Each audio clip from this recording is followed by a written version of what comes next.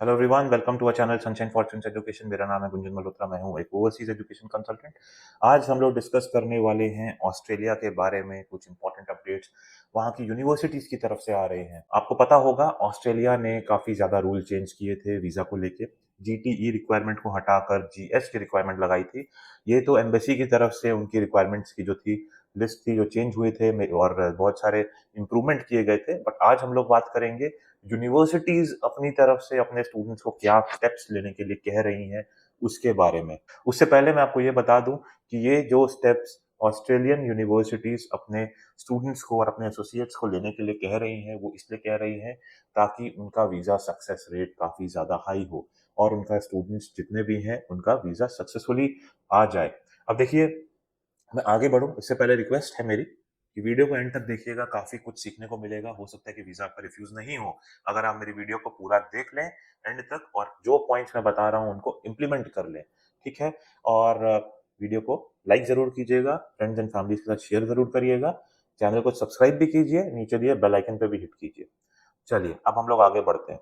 मैं यूनिवर्सिटी का नाम नहीं लूंगा, बट जो एक यूनिवर्सिटी है ऑस्ट्रेलिया की, काफी नामी गिरामी यूनिवर्सिटी है, हाई रैंक यूनिवर्सिटी है, उसने कुछ इंपॉर्टेंट नोटिफिकेशन जारी किया है और उनका कुछ ऑब्जर्वेशंस हैं जिसके बेसिस पे वो अपने स्टूडेंट्स को एक्ट करने बोल रही है। और उनको लगता है कि वो पॉइंट्स अगर स्टूडेंट्स पे फोकस करते हैं तो स्टूडेंट्स का वीजा आउटकम बढ़ जाता है, प्रोबेबिलिटी बढ़ जाती है वीजा सक्सेसफुल होने की। तो पहले इस पर्टिकुलर यूनिवर्सिटी की जो इंपॉर्टेंट ऑब्जर्वेशंस है उस पे हम लोग डिस्कशन करेंगे। पहला ऑब्जर्वेशन इस यूनिवर्सिटी का है that it is expecting the visa success ratio to be 97%।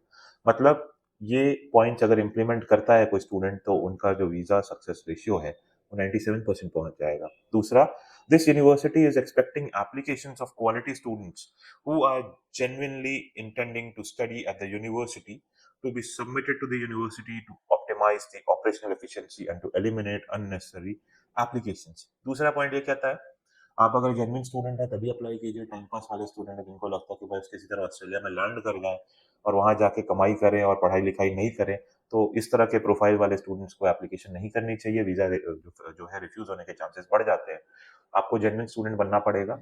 अगर नहीं है तो, अगर आप जेन्युइन स्टूडेंट्स हैं तो बहुत अच्छी बात है, आपको ये शो भी करना पड़ेगा अपनी एप्लीकेशन में। थर्ड जो उनका ऑब्जर्वेशन है, based on the universities guidelines, DHA has become very specific with the requirements and expectations that should reflect in student visa। GS का पूरा कंप्लायंस होना चाहिए।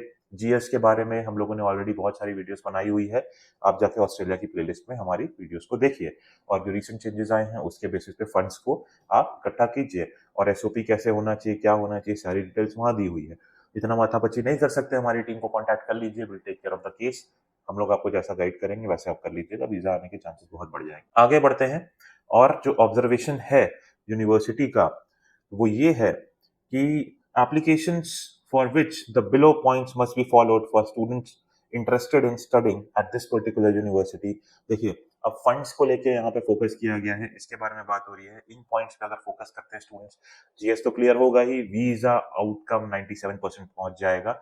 यूनिवर्सिटी की जो रिसर्च टीम है उन्होंने पूरा रिसर्च किया है, डिस्कशन हुआ है बहुत हाई लेवल पे और मैं अब आपको इसके बारे में बताऊंगा। जो पहला ऑब्जर्वेशन है वो यूनिवर्सिटी का ये है कि education loans with big amount should not be encouraged। Loans with big amounts, bracket में है, amounts that are substantially more than what the student needs to evidence for the first year may result in visa refusals।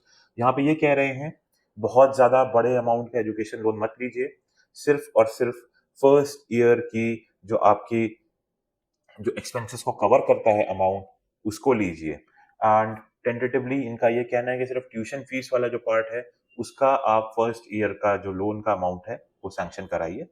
दूसरा point इन्होंने बोला है, students should apply for an education loan for an amount that is necessary to cover expenses for 1 year along with separate liquid funds for living expenses।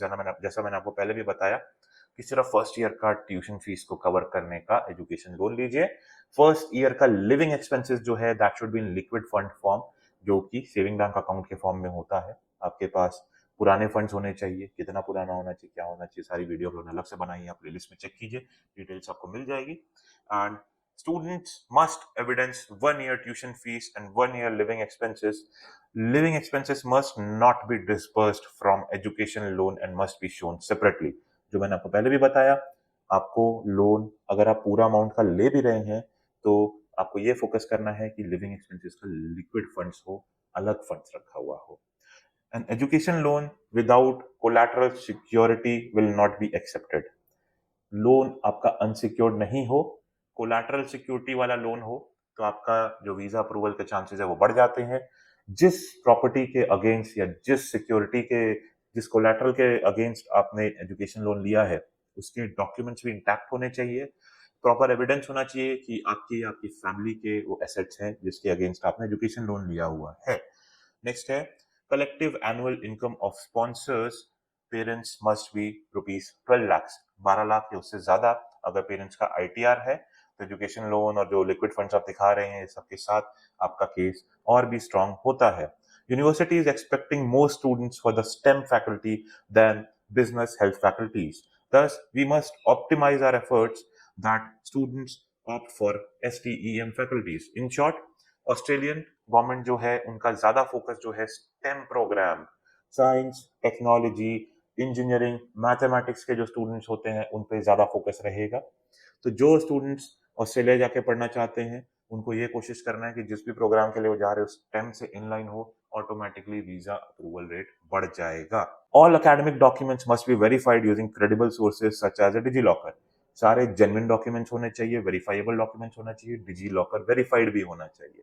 In short, अगर ये सारे points पे students focus करते हैं, चाहे इस university जिसकी मैं बात कर रहा हूँ, मैं नाम नहीं लूंगा, इसमें जाएं, चाहे ऑस्ट्रेलिया की किसी भी यूनिवर्सिटी में जाएं, इन पॉइंट्स पे अगर इंटरनेशनल स्टूडेंट्स फोकस करेंगे तो उनका वीजा आउटकम बढ़ जाएगा. ऑस्ट्रेलिया के केस में वीजा रिफ्यूजल रेट कम हो जाएगा. ये पॉइंट्स एक यूनिवर्सिटी की तरफ से हमारे पास आए हैं, उसके बेसिस में मैंने आपको अपना एनालिसिस दिया है. तो रिक्वेस्ट है, वीडियो को लाइक कीजिए, चैनल को सब्सक्राइब कीजिए. ऑस्ट्रेलिया या किसी भी कंट्री में जाके पढ़ाई करना चाहते हैं हमारी टीम को कांटेक्ट कीजिए. We are experts in Australia. हमारी टीम आपको गाइड करेगी, हैंड होल्डिंग करेगी, एंड टू एंड सारी सर्विसेज देंगी. आपका वीजा आउटकम अच्छा रहेगा. एंड कांटेक्ट करना चाहते हैं तो जो कमेंट सेक्शन है उसमें पहला लिंक है, व्हाट्सएप लिंक हमारी टीम का, उस पर क्लिक कीजिए, आप हम लोगों से डायरेक्टली कनेक्ट हो जाइएगा. कोई भी क्वेरी हो, क्वेश्चन हो, कमेंट्स में अपनी क्वेरी पोस्ट कीजिए. We will revert back to you as soon as possible. May God bless you. I wish you a very happy learning.